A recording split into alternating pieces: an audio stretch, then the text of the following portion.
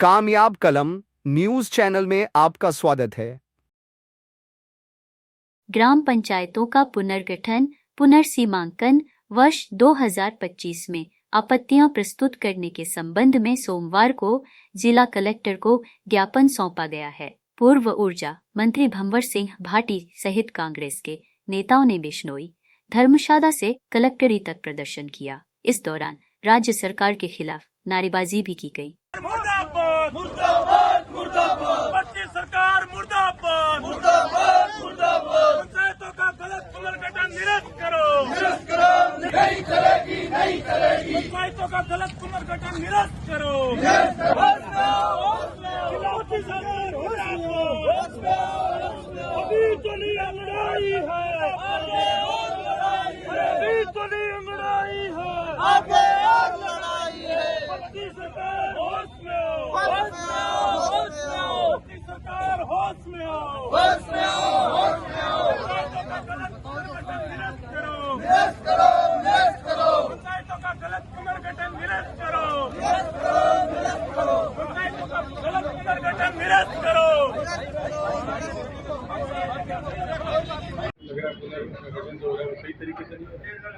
देखिए, राजस्थान सरकार के द्वारा प्रदेश में पंचायतों का पुनर्गठन का काम किया जा रहा है।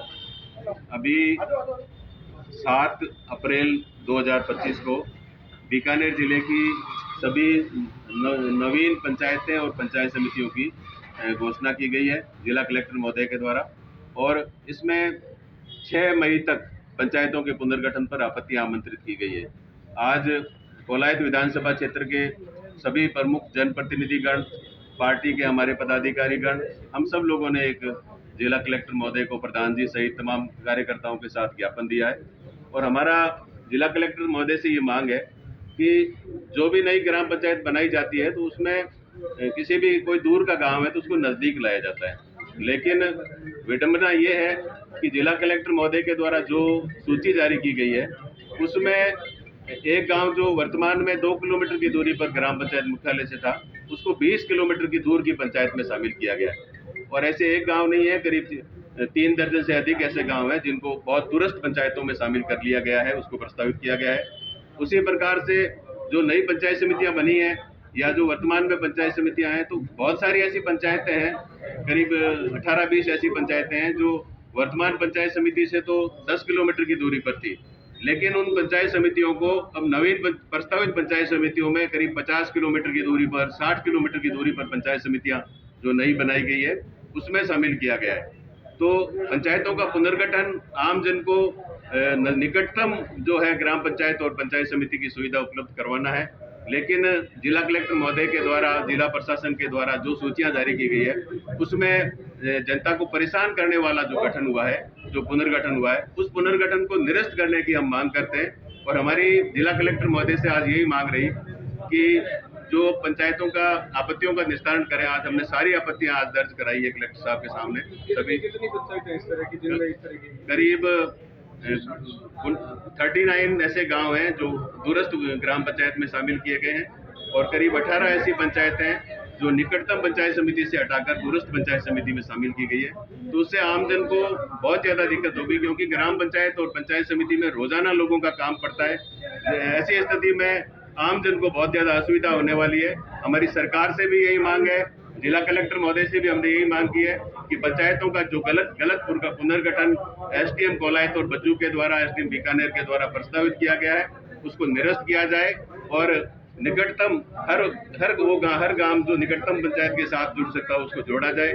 हर वो ग्राम पंचायत जो निकटतम पंचायत समिति में शामिल की जा सकती है वो हमने इनको प्रस्ताव भी दिया, उसमें शामिल किया जाए, और जनता के साथ अन्याय करने वाला जो निर्णय हुआ है उसको वापस लिया जाए, और जनहित में जनता के लिए सुलभ और जनता के निकटतम पहुंच के स्थान वाली ग्राम पंचायत और पंचायत समितियों में उन गांवों को जोड़ा जाए। क्या लग रहा है राजनीतिक पुलिस की वजह से इस तरह का काम हो रहा है? देखिए,